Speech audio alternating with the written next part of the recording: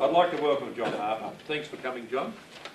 John came to a night here in this room last year that Cadia Mine put on for their landowners in the immediate area of the mine, and John had a great message for that group, and you know, some of us who heard him thought it would be really good to spread it to some more of our rural fire service members. And I won't read through all your details, John, because I'm sure you'll tell us a bit of your story as you go. But John is a farmer from Stock and Dingle, so he does a lot of the same things we do, and he's had some experiences and done a lot of work in depression and helping mate program. And welcome, John, and thanks for coming, and we really look forward to hearing what you've got to tell us tonight. Thank you. Thanks for having me. Well, before I start, I'm not a qualified mental health bloke, I'm just a bloody ordinary bloke, and I don't know why the hell I got caught up with this, what I call do-good bit, bar the fact that I went through depression myself, hit the wall, all aspects of my life basically turned to shit. And probably more by good luck than good management, I come through it. And I went home to my own little patch, minded my own business, as you want to do in these cases, until I had a mate, wife, pull me up one day and tell me that her husband was sitting in a room doing his work, his farm work on the computer, but he was doing bugger all day.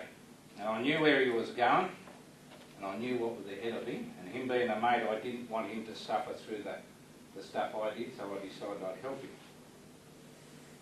And being a farmer, I use a lot of simple things and simple strategies to help him, and originally when it came out, there was two basic philosophies that got me to do stuff.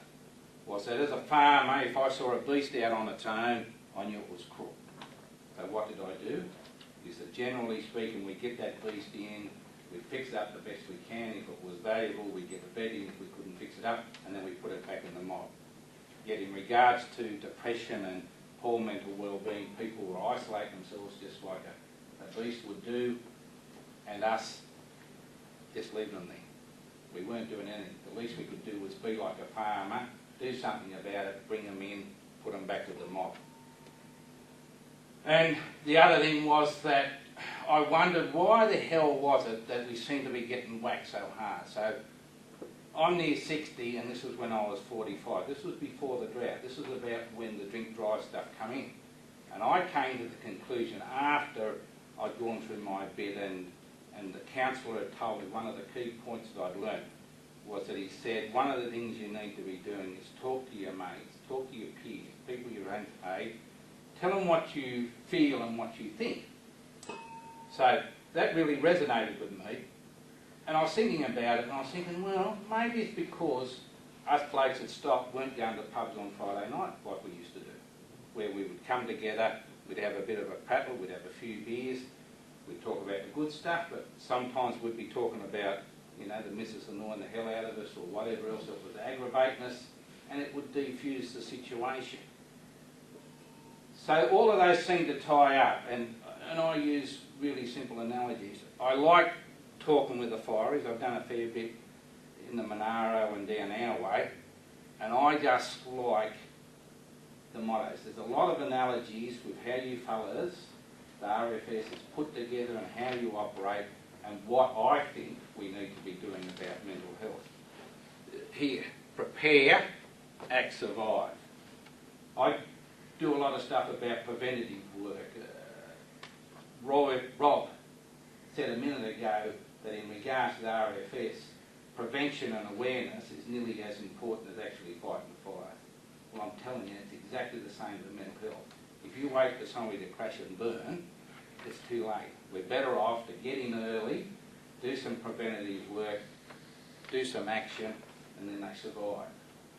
The other thing that I liked greatly when David emailed me was your motto. I think it's the motto, or your goal, I assume, where it said where risk management is our passion and hazard reduction is our priority. Well, I changed it. I changed one word in that. I haven't used it yet, but I'm thinking about it. And I could say that as far as I'm concerned, mental well-being and you people being active out there is about where risk management, so we reduce the risk for these poor buggers, is our passion, and harm reduction is our priority. And that's why I talk about it. And I've been doing this since 2006, and I average 2 talks a week. And that's in just ordinary communities. So it's something like, I've done over 1,000 in that time.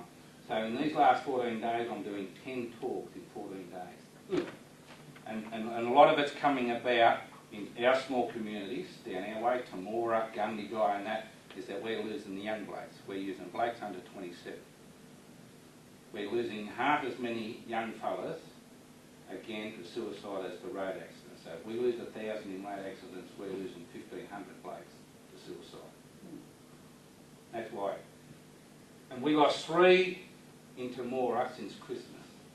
You know, and I've lost boys that I'm a football coach, so we lost a boy there. And that's some of the things that really drive me.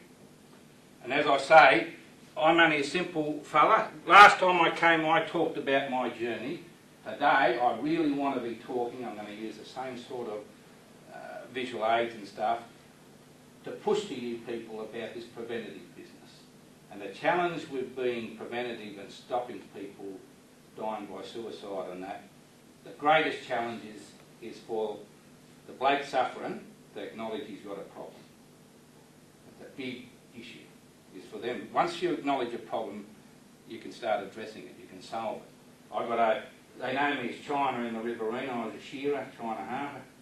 And I got a relation that all of you probably would have heard of. He's a great, great, great uncle of mine, Confucius.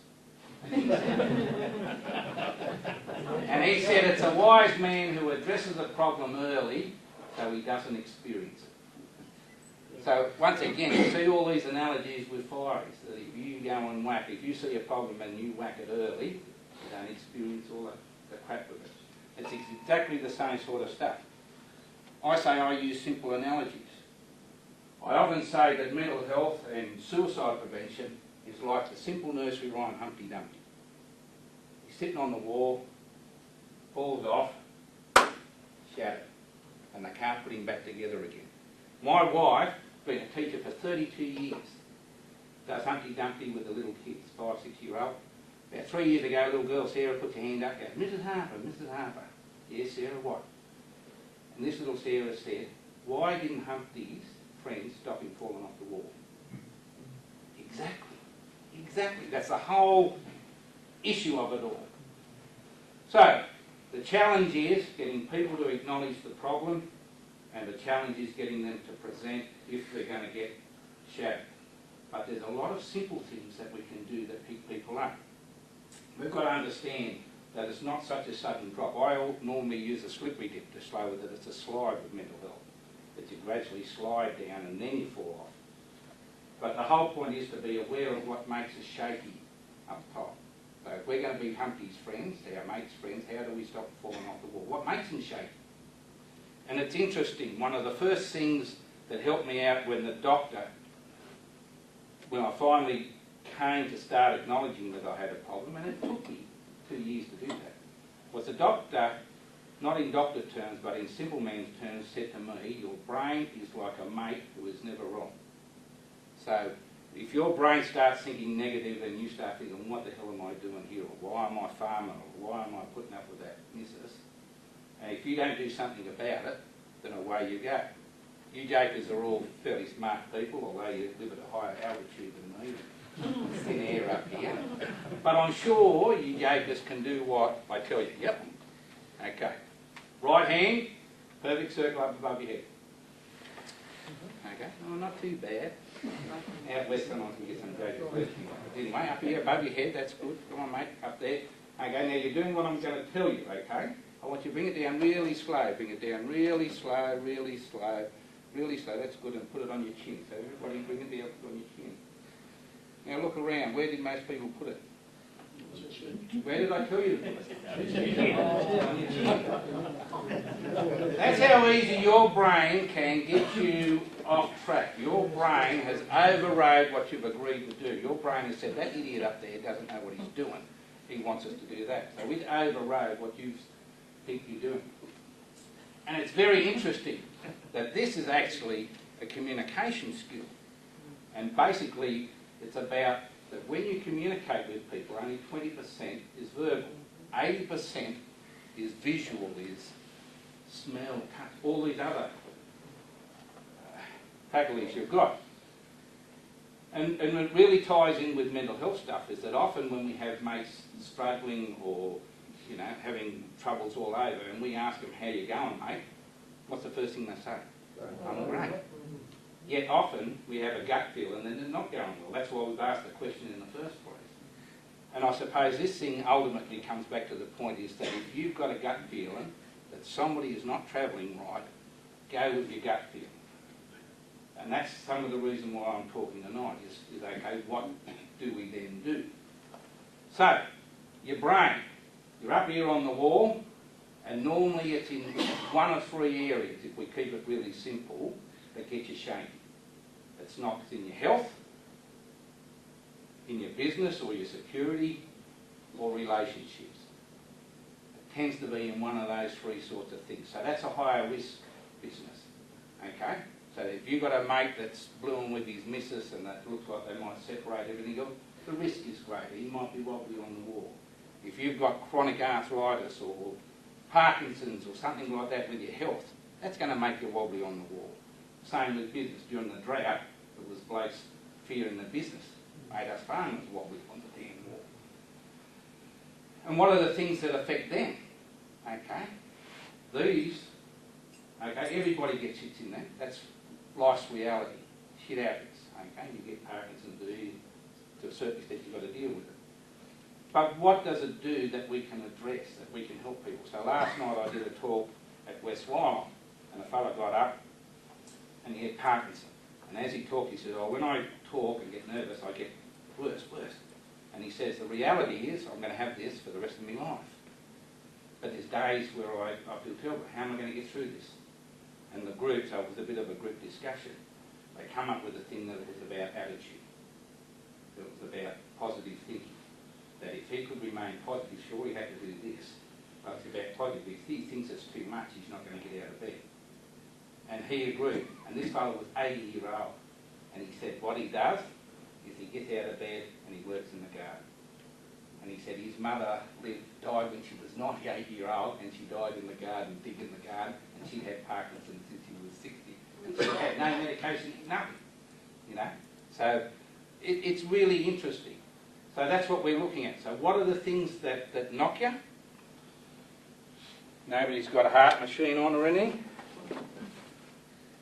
We are. A little bit of stress. Great. But and that's about 3 seconds, and you want to jam that where it don't fit. And the whole point with that, so 3 seconds of this is prolonged stress. But when you're under prolonged stress, negative actions, they're the things that make you wobbly. You start, you know, if you jam that up my bum, I'm going to fall off the bloody thing. But then there'll be trouble for you as well. And stress comes about from all different sorts of things, isn't it? But the main one nowadays, the reality is we're all time poor. We all don't have the time. We go. The simple strategy to relieve stress, isn't it, is recreation, is doing the things that we enjoy doing, takes it off. I'm a farmer, and even though I'm on top of my depression, stress is one of the things that brings me undone. So, something that I do for myself, when stress starts getting me wobbly on at harvest time, is that probably 6-7 days in the harvest, every 6 or 7 days I go to Wagga, which is about 100 k's from my home. I go to Wagga because I've got 2 granddaughters there, under 4. I go to the heated pool because I've got chronic arthritis in my knees. I've got steel knees there, so that was another thing that made me wobbly on the wall. And I spend the day in the warm pool, helps me arthritis, and I enjoy the time with the kids. I'm horrified. I spend the whole day thinking I should be home on the header, and my neighbours are even horrified. They're thinking, what the hell are you doing fluffing about? But I swear to you, I've done this probably now for 4 years, easy, and I don't finish any later, and I do things way easier, you know. And it's just one of these strategies that if I didn't do it, I'm fairly sure that I would fall off different things. So stress is one. The other thing that affects your health, in particular, and relationships, are things like change. And change is happening all the time around us. A simple change is fold your arms. Most blokes do. If you fold your arms, most people when they fold their arms have a favourite one down, favourite one up. So if you all fold your arms, and then you unfold them really quick and put the other one down. Go, quick, quick as you go. Change. So once again, change makes you uncomfortable, can make you wobbly on the wall. But it's not too bad when you're with your mates, you look around and you see your legs struggling, so I'm not a bloody right idiot anyway. You know, he's as bad as me. And it's interesting, once again, that in some regards, we subconsciously put in place strategies to affect change. We all are ageing. That's just reality. That's change going on all the time. Once again, if I go back to harvest, in the old days, I'd climb everything. Into the bins, out of the bins, up the head or whatever, get down, pump up tyres, do whatever else. And I never consciously thought of this, but I would say that probably for the last 6 years I carry a ladder and I carry a drum. And I carry a rubber mat because I hate getting on the gravel underneath because it hurts my elbows and whatever else. They're all strategies to deal with ageing. Climb up, I sit on the drum, pump up the tyres. That's a strategy I use to deal with health. I mean, I'm married. Most of you jokers are probably married. And you're going through change all the time in that relationship. When I got married, and I'm sure most of you blokes were the same, well, most of you probably were at the same time. When I got married, we were like rabbits. We loved it. Great. Had kids, change. Boom. You have to deal with it. You have to deal with change. As the kids get older, things change all the time. My wife, at this moment, is going through menopause. And I really struggle. I really struggle with the change in how that affects our relationship. And I mean, she went through my midlife crisis where I had to buy a motorbike and go off riding on a trail bike and all this stuff. But I mean, if you've got a vision and that's your vision of a good life and a worthwhile life, then you have to work out strategies to deal with them. I mean, I'm happily married and I hope I'll be married to the same woman until the day I die. But I've got plenty of mates and other people that aren't. And they've hit these walls at different times where they've got wobbly and they haven't been able to find a strategy to deal with it, and they're gone. So I find all of this stuff really interesting. And the other thing that makes you wobbly on the wall is communications. And we saw it in the presentations tonight. Nearly everywhere come up in the future, it's about communication. Effective communications is the only way to deal with any sort of problem. We all think we're bloody good at it, because we can all talk just like I'm doing. But that's only one part of communications. My talk tonight isn't worth a cracker unless you're listening and you're taking it in, you're actually using that information. And they often say that blokes are terrible at talking about their feelings, and somewhere along the line you've got to do it. So all the fellas stand up. Stand up. Okay. I like picking on you. This stops you from falling asleep. Family jewels. Grab the family jewels, lads. All right. Now I want you. They're not up there, mate. They're not up there. He's this guy. Family jewels. Come on. Oh, he ain't got any. All right. Leave that problem. He'd be wobbly on the wall. All right. Now you turn to another bloke and tell him how you feel. Not physically feel, how big you are and that, but how do you feel? Like there's some women here and so you're embarrassed about doing this with other blokes. Like, I don't mind doing it because I'm used to doing it, but some blokes get terrible. Like this fella, for me, must be terribly embarrassed or he gets upset about it because he's not going to do it at all. But how do you feel? So tell the bloke next to you how you feel. All right, let's go. Let's go. All right. So you can explain. All right. Now, hands away. Hands away and listen. Now, do you hear balls falling off? No. And the whole point is that blokes can talk about their feelings and you don't lose your mantle. Okay? You can tell somebody that you're upset or you're scared or you're worried, whatever, and your balls don't drop off. Simple as. Sit down. Okay, a couple of women here I'm going to get had for sexual harassment. Women can stand up. They thought that was pretty funny. Yeah. Up you go, ladies. All right, cut your breasts.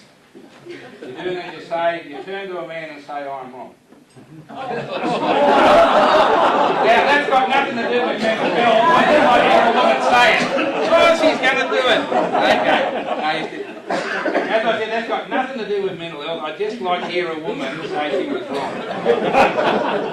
Yeah. I went off track there, sorry. So there's all of these strategies, okay, stress, whatever else. Now the problem is that once you get wobbly on the wall and you start falling, your problems start getting bigger. You get smaller. Your perception of everything just blows out of proportion. When I was at my worst, different times I came to the conclusion that the reason I was so miserable and so down was my whinge and whine and bitch of a wife. Go to the doctor, something wrong, nag. And it got to the stage, you know, where, yeah, I just thought that was the biggest problem. I mean, other times I felt that I had cancer and I was dying. So your brain takes you all different places, and if you're not aware where it goes, you're gone. And I can remember near leaving my wife on a couple of occasions and having massive arguments. Massive, horrendous. But some of you blokes will laugh because you're beating. And we fought over the fact that she used to squeeze the toothpaste in the middle of the bloody tube. And it used to piss me off big time. And it got to the stage that I felt that she did it on purpose. Now the thing with depression is that often it's not just one thing that drives you down. I've got chronic arthritis. I've got 2 steel knees now. So I'd wake up 2 o'clock in the morning, my legs would be throbbing like bloody toothaches. And what's my missus doing? Snoring her bloody head off. Now I wouldn't wake her up and say, I'm struggling, you help me out. No, I lay there, throbbing, and thinking, bloody hell, this is killing me, and that bitch. Okay, if she loved me, she'd wake up and say, are you all right, darling, can I help you out? I'd get up in the morning, of course, I'd be as cranky as a bear with a sore head because I ain't slept. And of course, you know what the first thing she'd say is she'd get out of bed. Oh, did you have a good sleep? You know, did you sleep well? No, bitch. You know? So, and then, you know, you go and do your stuff, she squeezes the toothpaste in the middle and you think, she's doing that on purpose just to piss me off. I go out in the tractor and I go in the paddock all day, round and round and round, and all I'm doing is stewing about it. And as soon as you go home, if she does something wrong, you're just down the throat like steam. Boom. And it's really interesting how things get blown out of proportion. And it's really simple, is that I would not be here talking to you people. I would not be living or breathing if it wasn't for that woman. She's the one that saved my life. So that perception was way out of whack. And from little things it grew.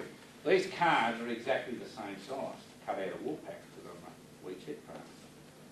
I paint them different colours just to let you people know that I've got an artistic streak in them. Just for the hell of it. They're exactly the same size, yet when I hold them up like that, what's your perception? One smaller than the other. So when your brain takes you off, little niggly things like squeezing that toothpaste just gets blown out of proportion. Other people can see it. They can see you're doing this and you're not doing that. But you can't. You're still doing this. And I'm blaming it. People say, oh, well, it's because, you know, it's brown, you know. I said, she's squeezing it in the middle because, you know, she doesn't really love me. And then you isolate, withdraw yourself, and you look at it a different way and you say, oh, bloody hell. Okay? What the hell's going on? Oh, how bloody confusing. No wonder you keep falling off. Okay? Because everything kind of blowing out of proportion. Go back to the toothpaste instance.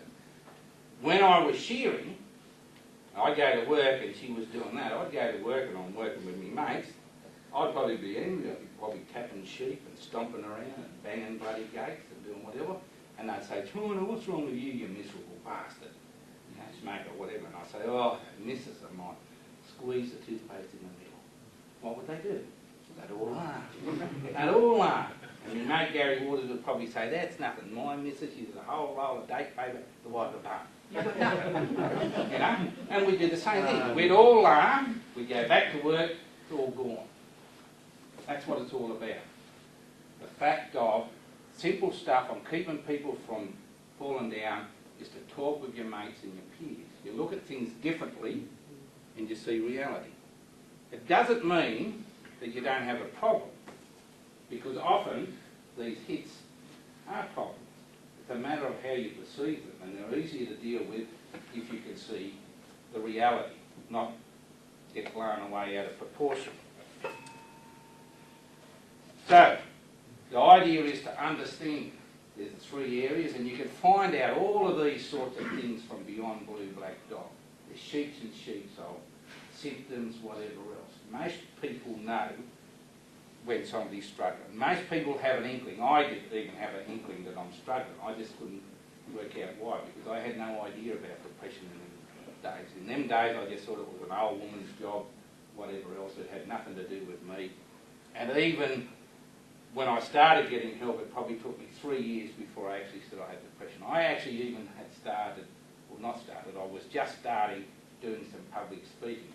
So when I first helped my mate, that bloke that was going down the tubes, what I did was I decided I'd take him to another town, because you wouldn't unload your burdens amongst your people. You don't want other people to know your weaknesses. I'd take him to another town, we'd have a few beers and we'd talk about it.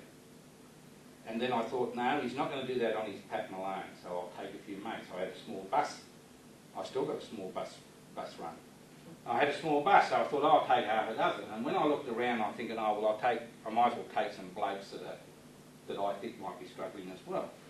There was more than that in the bus. I ended up taking a coach. I took 52 blokes from Stock and Bingle to Ardlethan.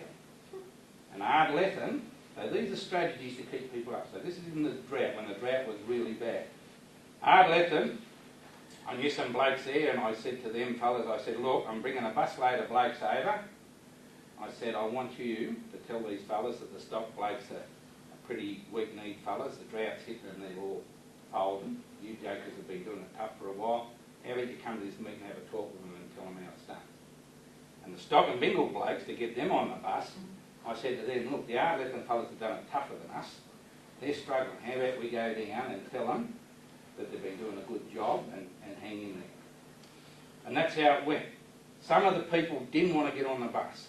Okay? Some of the people wouldn't acknowledge that they've got a problem and that they needed to talk about this stuff. So then what I would do, so if it was David I was worried about, I'd go and see Tom and I'd say, Tom, David's not going to get on the bus, but he really should be going. He needs to be talking, getting out. I'm going to tell him you're struggling, Tom, and go. And that's what I'd do. And David, and the thing that blew me away was down the track that the bloke David represents knew all the time that he was the target. But when he got on the bus, or if somebody said, what the hell are you doing here? He'd say, oh, I'm here because I'm helping Tom. He's struggling. Boom. But these are all the sorts of strategies you use to keep people up there, to get them involved and mixing. And as I said, that's what I do. So when people start falling down that slope, the idea is that they've got to present to professional people. But there's a lot of little things we can do to keep them up there, ordinary people can do. So how do we go about some of that? So normally what I do is I talk about different things that I've been involved with. One of the best things is social events. I talk to the chaplain. Is he Bolton? Oh, no, he's got the jump on. And we were talking about how important it is debriefing after something like MBA or whatever else. And that how stress, less of time, people don't tend to do it. I noticed here where they were talking about doing after the fire, the report on the fire ground. So it's interesting doing a debrief. And we were talking about how simple it is. We had a murder in Stock and Bingle where we only got 250 people, and my wife's co-worker's husband was murdered by whatever. Anyway, he was murdered. He was about 45. Over a period of time, 8 of his mates in town, about his age, that used to mix with him, all started displaying weird and wonderful sorts of behaviours. Generally, it was aggressive sort of stuff. Okay? 2 of them had minor car accidents and stuff, which involved them just Bolton Fruit roundabouts and stuff like that. The other bloke took to punching the walls in his house, and he even headbutted a hole in the wall of his house. And these blokes had kids and children. Anyway, it came to my attention, and one of the blokes was a cousin of mine, and he was shearing. He was in the shearing team that I was involved with. And I said to him, and he was talking about how all his mates were starting to blue and up, blueing with their missuses. There was all sorts of stuff going on. And I said to them, I said, okay, what did this John, so this bloke's name John Sherry was a fellow, what did John used to like doing? Because they were all upset about him. They couldn't understand why this kid would just come and kill this fellow. This fellow never hurt a soul in his life. Anyway, that doesn't matter too much. And I said to them, what did this John Sherry like? And they said, oh, he used to just love a bonfire and a few beers. And I said, well, why don't you do a bonfire and have a few beers in memory of John Sherry? So, one of the blokes' houses, big bonfire, a few beers, the wives went round. They all sat in the house. The wives didn't go out, but they said they looked out the window at different times. And they said they had this roaring fire, and they said about 11 o'clock at night, they said the next thing they looked out and there's all these blokes in a circle, and they're all crying. And they said they're not going to tell anybody. And all these fellas were there crying. And this cousin of mine come to work on the Monday, and he said, man, he said, that was really good. He said, I can't get over it. He said, but he said, I've never cried so much in my whole life. He said, I can't get over it. He said, but geez, it felt good. Anyway, but that's what it is. He said, don't tell anybody. And I'm telling all you bastards. But the whole point was, and the chaplain will verify, and most of you blokes are old enough to understand that caper, that in the old days when you went out to a job, and especially if there was something nasty happened out there, that the best thing was to come back. And as I said, it's not about having a gut full of grog, it's about just having some time together, having a bit of a chat. And they're the simple sort of symptoms that help people through tough times. Now sometimes it's not about getting up in public and bearing it all. Sometimes it's one-on-one. And you've got to understand that. That's where mate helping mate or being mates comes into it.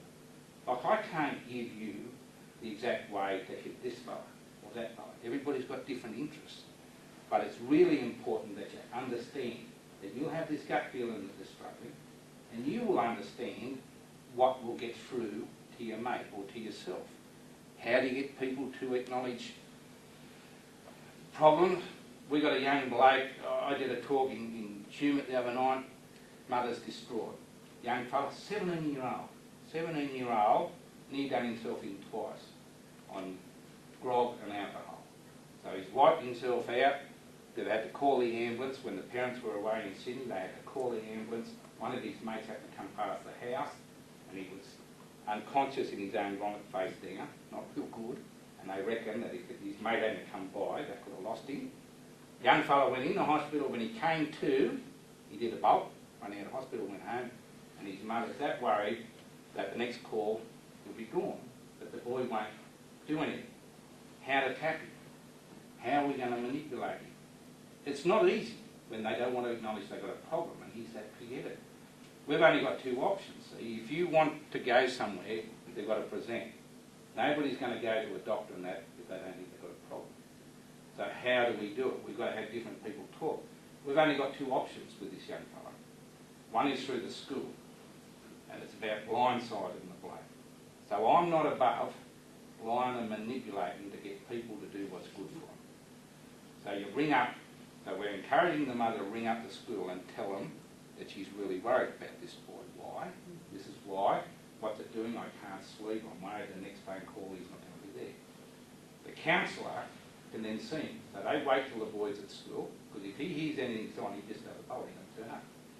And they just get him out of class and he goes straight into the counsellor. Then it's up to the counsellor to connect and make a connection with the boy. And hopefully that will happen. Otherwise, with any luck, you can make a quick assessment and maybe get intervention. The other way we're going is that I have a good mate who's a counsellor, and they don't often do this, but he's a truck driver, ex-truck driver. He went through crap himself, and he's a big bloke, big tough bloke, and I use him with a lot of farmers that won't get help. And it's the same thing as he's rang up the mother and the father, we've teed it up, and he's just going to lob up the house one day. The same thing. So we probably help the dad cut firewood, whatever else, have a beer with the dad, And the dad will say, oh, you know, how's work going? Start talking about the work, because the boy will help him with the firewood, and then hopefully that's how we make the connection. It's not always 100%, but you've got to do what you have to do. Most people think along the lines of my wife, that it's bloody obvious. Okay, there's something wrong with you, go to the stinking doctor. But sometimes being a parent or a wife is confronting. Sometimes they don't do it because you're the one telling them. As I said, I've got a motorbike. I have a big trail bike and I ride all over the place. And I got to the stage where I thought I'd sell it because I'm starting to worry if I come a gutser, I'll never walk again. Anyway, I still got that bike. I actually updated it. And my wife about 3 or 4 years ago said, you've got to sell that bike. And I still haven't. And as I said, I've updated it. My daughters were really worried. They said, oh, Mum's really upset. You know, she's worried if you come off the bike or whatever, you bug it. And I said, well, she's right. I said, I actually was thinking about selling it at one stage. And they said, well, why haven't you? And I said, because your mother told me I had to sell it. And I still got the bloody thing. And I mean, I talk about this, and I still got the stinking bike. And I mean, that's human nature. I mean, it's a thing. You don't do stuff to talk the shit is the thing, basically. You know, and it's really interesting. If I want to buy... So, some of this business about helping your mates is, as I said, is about manipulation. Think outside of the box. If I want to buy a new car, I don't tell my missus I want to buy a new car, because she'd say, no, what do we want a new car for? No, I drive her car, and I do this subconsciously sometimes. I haven't really been conscious of it. It's only when I started talking and I'm thinking, well, look, how do I get a new car? I often drive her car and she's in it and I say, oh, hell, that shocker. You know, this car's getting old, this and that rattling, or this and that. And then I might start reading magazines about cars because I might get a bit interested in something and I'll leave them laying about. I mean, missus, sooner or later, will drive that car, that's her car. She'll get empty fuel tank, flat tyre, whatever, it's got nothing to do with the age of the car. But she'll come home and she'll say, bloody hell, she says, it's about time we got rid of this car, it's too old. Boom! You know? And that's without trying. And it's the same with these people. Think outside of the square to get people to manipulate. And don't just think I'm the only bloke to do it, because you bastards do it yourself. It might be about a car, and women do it the same if they want new shoes or whatever else. I'm telling you, you've got the strategy. People think that they don't have the strategies or the understanding to deal with mental health. And I'm telling you, as a simple bloke, it's easy. Easy as. It's easy as prepare. Be aware of the symptoms of when people are struggling. Be aware of the risk hazards. You do that as fire risk, okay? If it's dry, you know the risk is higher. So you know if people got chronic health problems, if they're struggling in their business or they're blooming with their missus or their kids, higher risk. So then you start putting in plans. Go with your gut feeling. And it's really, well, I think it's kind of easy. It's harder to do. Sometimes you've got to make really hard decisions. Most of the stories I talk about, I suppose, it's of people that hit in the crust, the bottom. But the same strategies are involved. So I say to people often it's like teaching a kid how to ride a bike. Okay? So the kid's on the bike the first time, he goes, that far falls off, what do? You go over, you give him a cuddle, you make sure that he's all right. Okay? It's exactly the same with people with mental health. The further you go down, the greater your perception is that nobody cares about you and you've got no future. Okay? What do you do with the kid on the bike? You hit the wall like that. You show him your care and you say, look, everybody can ride a bike. You give him some hope and everybody can ride the bike. Some kids then, you give them a whack over there and you say, get on that stinking bike, you idiot, you can ride it, away you go. Some of our mates, we can say if they're struggling, go to the doctor and they'll go. Other kids, you know, that's not going to work at all. Some kids you've got to say, look, just put the bike aside for a little bit. You know, maybe your Uncle Pete or somebody will come and he'll show you how to do it, or your older cousin. And you look out the window 2 weeks later and the little bugger's going up and down the thing by himself because his mates are taught him how to ride. It hasn't been you at all. Other kids, you've got to go, and down the bloody driveway. Like this. And it's exactly the same with your mates. You've got to give them the confidence that they're going to be right. Sometimes you've got to help them, sometimes you don't. Some kids you've got to put trainer wheels on. That's like medication. The same sort of stuff. If with any luck, they get off once they get their balance. It's all about balance on the wall. That's the kind of strategies you need in place. I do some work with a motorbike club out of Leeton, and they raise a lot of money for mental health stuff, and we do some rides, Hillston, Carrathool, Ivanhoe, all these places, and I do talks, motivational talks, depression talks, whatever else. This fella Pat rings up and he says, oh, Bobby's hit the wall, his missus has rang up, Bobby's had a gut full of grog, it's got on top of him, his kids are basically no hopers and they've left him the grandkids, and he wants to retire, and he's got to sell his retirement house so that he can look after kids, four grandkids from 3 different children that aren't going to look after him. And he's suicidal. He just said, oh, you know, I have this vision. Hit the grog, you're going to do himself in. What are we to do? And I said to Pat, look, if he's suicidal, there's only 2 options you've got to do. Okay? Ring the coppers or get him to the hospital. And Pat said, well, we ain't taking him to the hospital. They just treat him like a drunk. They won't do anything about his mental health attitude. We're not taking him to the coppers because these are vices. We're not taking him to the coppers, they just throw him in the drunk tank. They'll probably give him a hiding for his troubles, whatever else. What are we to do? I said to him, okay, that's the options. Hospital cops. We're not going to do it, he said. We're not going to do it. I said, all right, the only other option you've got to do, if you're not going to do any of them, is you've got to stay with him. You've got to stop him from doing what you think he's going to do. And I lined up a counsellor to go the next morning. So Pat and about 4 of the boys stayed that night, and they said it was the worst night of their life. They said it was embarrassing, it was terrible, old Bobby was crying, he was going off about all different sorts of things, sulking and crying and hysterical, whatever else. But they sat with him. About 4 o'clock, old Bobby goes to sleep, everything's honky-dory. Most of the boys go home, bar one stayed with him, and Bobby's son come round. And the next morning the counsellor got hold. Now that's a worst case scenario, but they're the sorts of things. It's not easy. Sometimes you've got to make the decision on where you're going to go. The best is to go with professional people. If you can get them early, you don't have to go for that sort of stuff. I did a talk similar to this in a little town about 400 k's from my place. About 3 weeks later, the publican rings up, Cobb, rings up and he says, man, you should have been here last night. This fella Justin came in last night, shook everybody's hand and said goodbye. Oh, I don't like this. He's been a bit strange the last couple of months. What am I to do? I said, ring the cop. Ring the cop up, little town. There's about 80 people in the town. Only a copper there, nothing else. Ring the copper. Cole says, oh, I can't ring the cop. If Justin finds out, he'll never drink here again. But I mean, these are some of the things to do, and I'm saying, ring the cop, ring the cop. Now, I've got a couple other skits to go after this, and I should have done them beforehand. But anyway, the story goes, okay, next thing you know, a couple of Justin's mates ring up. Now, I've got a connection, one of his mates, even though they're different age group to me, these are young fellas, that he went through our college, Wagga Ag College. Now, I went through Wagga Ag College, and there's a kind of connection that you have because you've gone through the same school. You know, I'm like an older brother. So this young fellow rings up, his name was Mick. Mick rings up and says, oh, you should have been in the pub last night.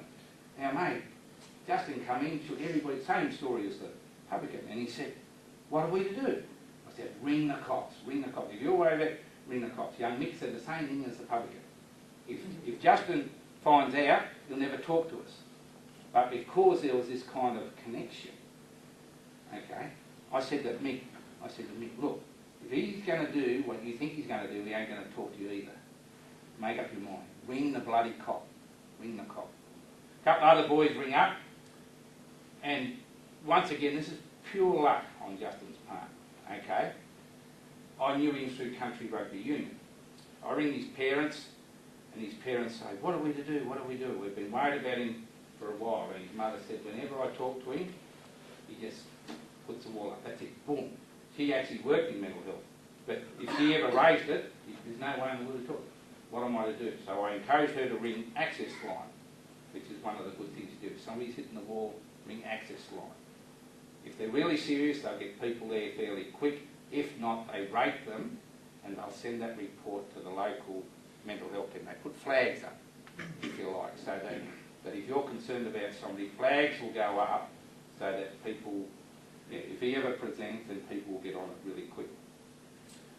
Anyway, this Justin was saying, okay, you got the copper come and saved him. The copper saved him because he was switched on copper. He actually took a little girl copper with him, this fella, and he said if I had done the job, there would have been two of us laying on the ground. Because this Justin actually took a gun out to the property. He lived in this little town, Big Gordon. The little girl copper talked him down. The mental health team caught him. He got committed for 3 weeks, got let out. His problems of why he was going to kill himself were kind of semi-resolved at the hospital, but he wasn't fixed. He's still struggling, and this is about 4 years ago now. So he still has issues. I happened to run into him. That's how I know it was 3 weeks. I'm walking up the main street, and this Justin's coming down the other side, and the next thing I hear is China, you bastard, you prick. And he come boring across the road, and I thought he was going to snot me. Bang! He was as wild as. And he says, you bastard, I could have throttled you, you mongrel. And then he shook my hand, and he said, that's the best thing anybody's done for me. And I tell this story for a number of reasons. One is, that's true. In the short term, people will be cranky with you. They mightn't talk to you, whatever else. But I'm telling you, in the medium to long term, they're generally always happy. That's my experience over that 2006 and now. And I probably get, not all cases like that, but I can get anywhere from 6 to a dozen calls a week. And it's about trying to give people the confidence to help people because I'm not qualified. And the other thing was that those blokes, those mates, saved his life. Even the publican ended up with the copper. And I mean, they all had to do stuff that they didn't want to do. That was like dobbing in your mate, you know. But I mean, that's what it's got to take. Sometimes you've got to make these hard decisions and live with them. And I mean, sometimes you might make a dead call where the bloke isn't struggling at all. And they might get clanky with you. But I'm still telling you that in the long term, they tend to think, well, that was good, so at least somebody cares about me. Okay? They might be fussed at the time, but I'm telling you, in regards to the worst case scenario, that's the thing that I'd encourage you to do. The skits that I'll just finish off on at once. The pipes are something that I've used all along. This was the mate help and mate business. And mate help and mate come about because I realised that most blokes won't help themselves. That most fellas will do anything for a mate.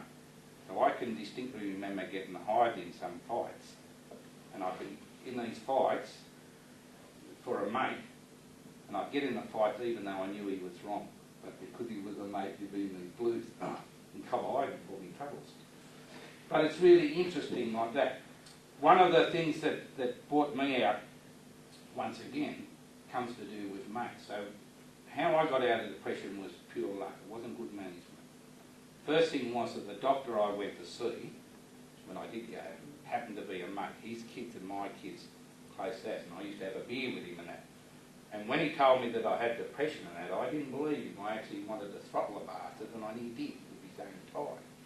But he wasn't fussed with that, and I didn't believe him for a long time. But I ended up going to counselling because when I talked it over with my wife, we went because he was a mate, and a mate doesn't give you bum advice. Now, if you have a hassle with a car and that, and a mate says, I'll go to this bloke, that's who you get to go to. So I listened to him. The straw that broke the camel's back for me wasn't arthritis. Well, I had arthritis, the drought started coming on.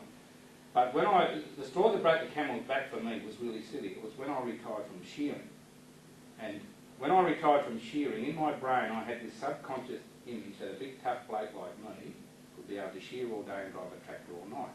And when I retired from shearing, I cut this image in half. I was only half a man, so I couldn't do stuff. So it impacted on all areas of my life. It got to the stage where the old fella wouldn't come up then. And that's probably the most frustrating thing in my whole bloody life, I'm telling you. And once again, your brain's like a mate is never wrong. It wasn't my fault it's down. I actually made my missus go to the doctor. I got that wild and cranky because she needed hormone treatment for her problem. But I'm the joker with the problem. I mean, this is how serious it gets, I'm telling you. And everybody wears the crack. So all of these things go and happen. So then I get asked to coach the first grade rugby union. So there I go thinking I'm half a man to run around with young blokes. That's built up my image. I'm exercising. Exercise is one of the best things for you. If you can up your heart rate and get it pumping, is equivalent to a low dose of antidepressant. And then the thing that I credit most was my wife. Okay, somewhere along the line we made a pact that on alternate months we would do something that the other would like. So I used to take her to the big cities, Melbourne, Sydney, and we'd watch big games of football, whatever else. I got to talk to the coaches, playing and all that. She didn't mind because she'd go shopping. We'd stay good motels and whatever else. Her part, she decided she'd give me culture. Okay, poor rough shearer, poor funner. I got the catgut stuff. On to museums. November I went to the Opera House and saw blokes in tights prancing around. And I owned a tight pants and sort of man. But even though I got my hand in the top. Sorry about that, lads. But it was interesting. Over a period of time, I came to realise how good it made me feel making her happy. And it was that simple. That being happy is better than feeling like crap or wobbly or shit. It was little things that make a difference. And that's why the price. So some of the little things up there, people don't understand that if you're feeling miserable and stuff, ordinary people, it's the little things. If we go and see a 90-year-old lady or something that's just ready to die, or she's just give up, what's the house like? All the windows are down, they're drawn, there's covers over it, it gets dark and it's gloomy. Yet we all know 90-year-old women that are like 30-year-old, 20-year-old girls. What's their houses like?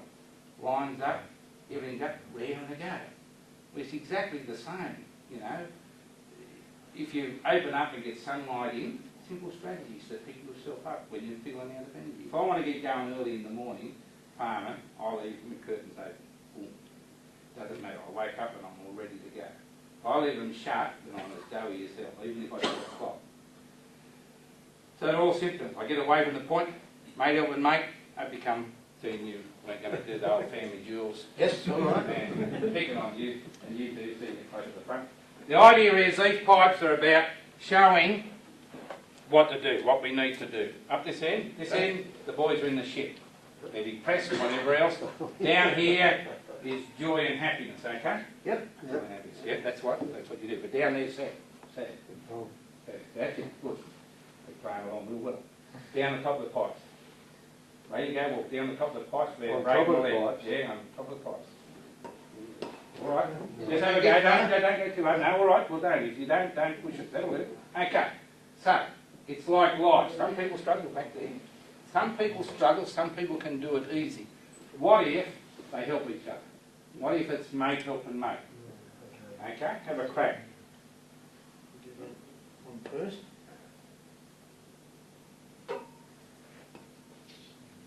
Okay.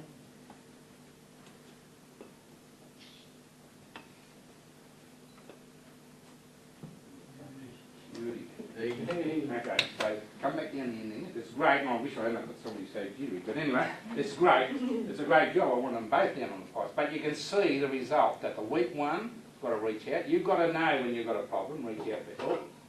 The strong one's got to reach out. But what you've also got to understand that in this community, even here, you've got Bluefield House, where it's really serious, but then you've got other people. You've got counsellors, you've got Anglicare, you've got the Salvos. There's a place like Orange has probably got 80 or 90 organisations that would deliver mental health stuff. And they're like having a joker like me in the middle. And we push these out a little bit. And I've got strategies and things to do that can help people. My feet are on the ground, so if I link with these blokes and they link with me, put your hand over the top of me shoulder, mate. Yeah, not over the jewels. Well, I'll go on there. No, not over the jewels. You're not playing with the jewels, buddy. Keep your mind on the job. All right? You go. All right. Now, it can be a struggle, and I mean that's like life. Just because you're linked and you've got people helping you and whatever else, it doesn't mean people aren't going to fall off. You don't have to keep it easy, Well, we can go. But that's what mental health stuff's about. It's about being aware that if you help each other, you make it easier for yourself. Thanks, yeah. Good on you, mate. Well done. John. Yeah, no, well done. That's right. So as I said, it's simple stuff, and the stuff I'm talking about, as I said, ordinary people know this. It's in the back of our subconscious, but we've got to use it. And I'll finish off with the broom, which I should have used before I told them stories about Mick and Justin. Was that I use a broom because it's a great analogy for family, for community, for an organisation, whatever else. That if you've got a mess, you've got a problem in your family, community, whatever. Mental health we have, like in the shearing shed, we don't just use one straw to clean up a mess. We use many, and they're all different. All of these straws are different. And it's united we stand, divided we fall. Shearing shed broom, 7, 8, 9 ties. You don't go and get a broom with 2 or 3. It's crap, it's going to fall apart. So that's why it's a good analogy for families, organisations. The more ties and binds you've got between all the different straws, whether they're ordinary people, whether they're the acting commissioner or the boss here or what, GPs, whatever, the more connections and ties you've got with the different people around you, the stronger it is to clean up a mess. Now you all understand that, and because you all understand it, it ain't worth a crock of shit unless somebody picks it up and uses it, just like a shearing shed broom. Nothing's going to happen unless we actually do it. So it's like this business, it's the act part in your talk. And as I said, and I'll leave you with it, is that I believe in regards to mental health, this lovely business on the top, is that your passion should be with risk management, understand health, business, relationships. If you're struggling with any of these issues, family is, then they're high risk. Okay? And then it's about reducing or minimising the length of fall. So it's about, in your case with the fireys, it's hazard management, okay, or hazard reduction is your priority. With mental health, it's harm reduction things. So the sooner we get onto it, the less damage. Just like that little girl. We stop them, they don't shout. So I'm open to any questions or whatever else. Yeah, mate. How the hell do you find time to be a farmer? I'm semi-retired now. Oh, it's terrible. Huh? It's terrible. No, I've got 1,000 acres now. I used to farm a lot, and when I first started, I did everything, but I get tired. But I'm doing 10 events in 14 days, but then I've got nothing because I'm sowing. I've actually sowed a couple of paddocks because we've got early rain. So I try and look at my calendar and fit it in and stuff. But it depends, and a lot of those 10 is actually about this business, is that 3 of them are from girls who have organised events in their own town. So Coolman, Young and Tumut were 3 young girls that had lost either a brother or a boyfriend to suicide, and they just didn't want to do it. So they're raising money to go for programs to be run in their towns. So I get involved with that, and I really love working with positive people because that's what it's about. I think our communities and stuff, to a certain extent, aren't as good as in the old days. Negative stuff that run us down, and it's about working with positive people. I mean, that's what's good with working with the Rural Fire Service. I mean, we're all volunteers. I mean, I find it really interesting that people don't understand how important it is up here. Is that success equals skill plus will. The RFS is all about skill, but will. If you've got no will, if you don't want to be a volunteer, then you ain't. If you don't want to turn up when there's something to be called out, you don't. So nothing gets done. So it's a tall type. You won't get out of bed unless you want to get out of bed. You've got to work out what your motivations are. Sometimes it's about you've got to get out of bed because you've got to earn a quid and whatever else, but sometimes you get out of bed because you want to. There's all different reasons, and they're the sort of things that you've got to think about when you're trying to get other people motivated, because when they start feeling depressed, they've got no energy, no motivation. And that's where the come in, is that you understand what might give them some energy, what give them motivation. My grandkids give me energy and motivation. That's what it's about for me. And one of the things I have learned as I've got older, I believe firmly, this is for me, my balance with health, business and relationships is that as I've got older, I believe relationships is near the most important thing in the world. That you can have bugger all, and the people that really matter still love you, basically. You know, and you see that in the refugee camps on TV where the little kids have got nothing at all, playing soccer with a ball made up of rags, and yet they're laughing and they seem to be happier than our kids. And our kids that have got everything. You know? And you look at people, you know, if you're going to peg out and you're dying, you've got 6 breasts to go, what do you want?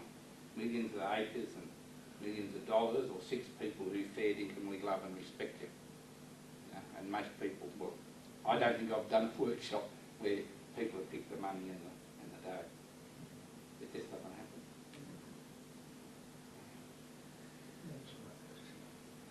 And it's odd, is that I suppose that question about the farming comes into it. I'm a bloke that talks about this stuff and about how you've got to get this balance in your life.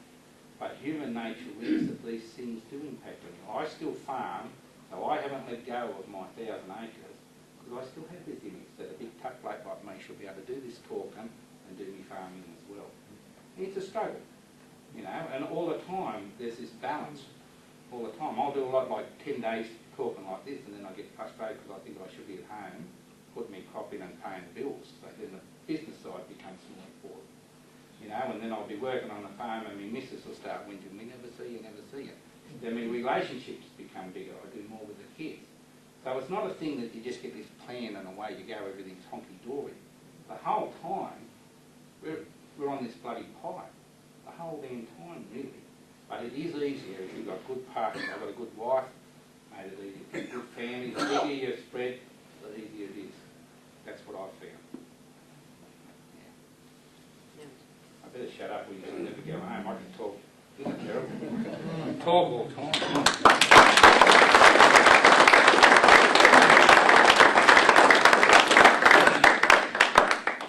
Thank you, John. I'm sure we all appreciated the message that you had for us tonight, and you didn't disappoint me, that's for sure. And we really appreciate the work that you do, and you know, it's relevant to all of us, because I know we've all had friends and relatives and so forth who've suffered from these problems from time to time, and to help us identify things and work on those strategies, it's been very helpful. So thank you very much. And please accept the mug, and I'm glad that you cottoned onto our motto. We're proud of it. Is it on the cup? It's on the cup. Oh, so, you know, what an opportunity it's been. We can give John a Canobler's cup, and as he goes around and talks about his motto, he can advertise Canobler's own. I have got